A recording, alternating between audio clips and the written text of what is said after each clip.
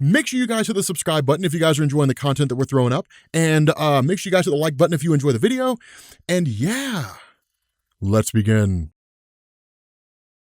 All right, what's going on, guys? This is Rob, and today's Beyond Omega level video is going to focus on the Juggernaut, but not just the regular version of Juggernaut, but one specific version that appears in just a couple of issues, but is undoubtedly the most powerful version that the character's ever been. The first thing we need to do is go over who the Juggernaut is and what his powers are in his normal form. Then we'll get into a discussion of what made him so powerful for a brief period of time and what he was capable of doing during that time. So Juggernaut's real name is Cain Marko, and he was created by Stan Lee and Jack Kirby and made his debut in X-Men number 12 in 1965. So he's been doing battle with the X-Men almost since the inception of the team. But Cain Marko's father marries Charles Xavier's mother after Charles' father dies, and Cain becomes jealous of the affection that his father shows Charles and ends up bullying him. Now, while both are serving in the Korean War, Cain discovers an ancient temple and inside finds a huge ruby bearing the inscription, "Whosoever touches this gem shall be granted the power of the Crimson Gem of Sidorak. Henceforth, you who read these words shall become forevermore a human Juggernaut." Now, upon touching the gem,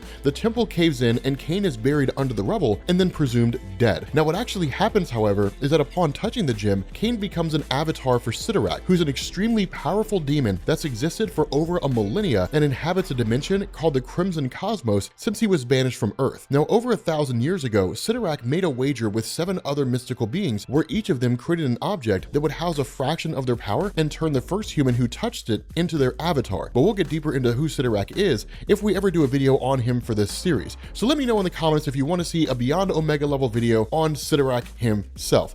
It's probably worth it. Sidorak is ridiculously overpowered. But in any event, what's important for us to know here is that when Cain Marko touches the gem, he becomes the Juggernaut and is imbued with a fraction of Sidorak's power. Now, as a result, Juggernaut is granted a variety of powers, some of which he's kept and some of which he's lost. But most notably, his superhuman strength and durability he's kept. Just to get an idea of how strong the Juggernaut is, he's able to overpower Thor and trade blows with the Hulk during the World War Hulk event when Hulk was near his strongest form, and when Hulk was in his regular form, Juggernaut was nearly able to break his neck. He's able to throw tanks, hold up collapsing skyscrapers, and even temporarily restrain Captain Universe, who can harness the ultra-powerful cosmic force known as the Unipower. Now, in terms of durability, Juggernaut is nearly invulnerable, having been unfazed by Thor's God Blast as well as several blows from Mjolnir, and is not harmed by a blast from the Stranger, a cosmic entity on par with Galactus in terms of power. Juggernaut also possesses enhanced speed, and once he begins moving, it's thought to be impossible to stop him. Furthermore,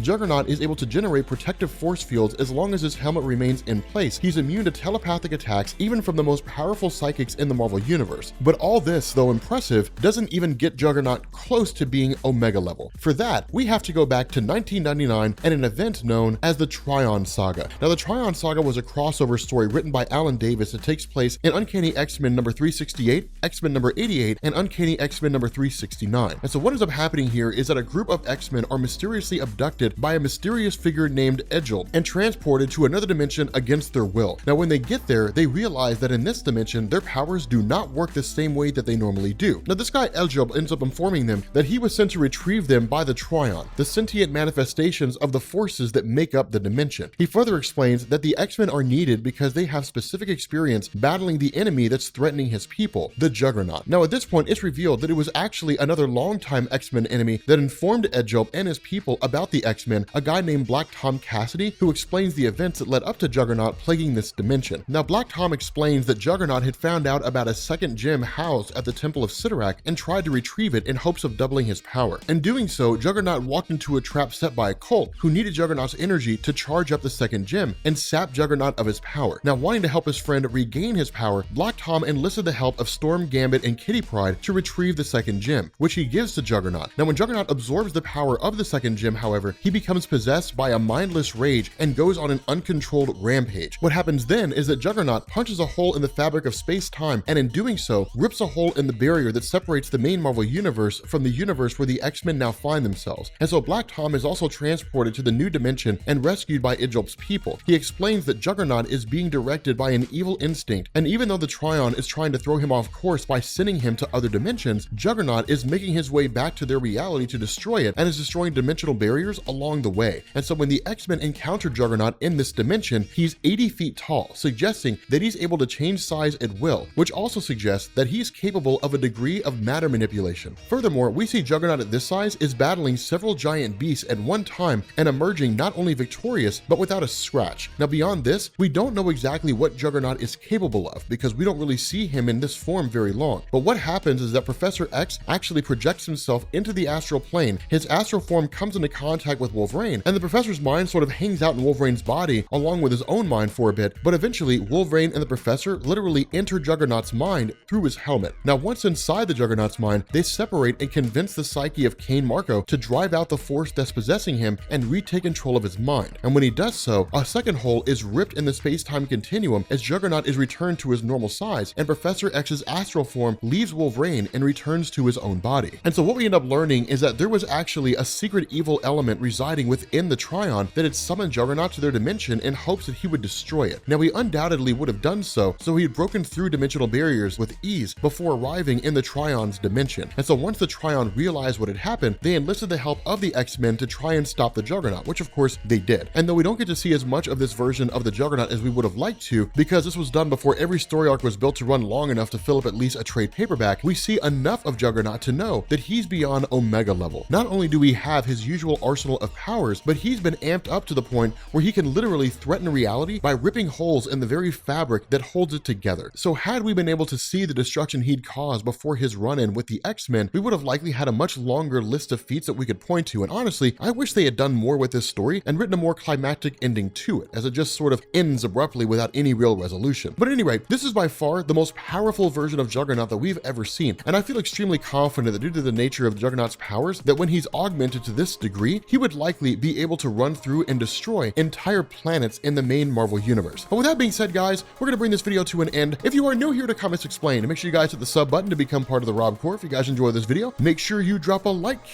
and I will catch you all later. Peace.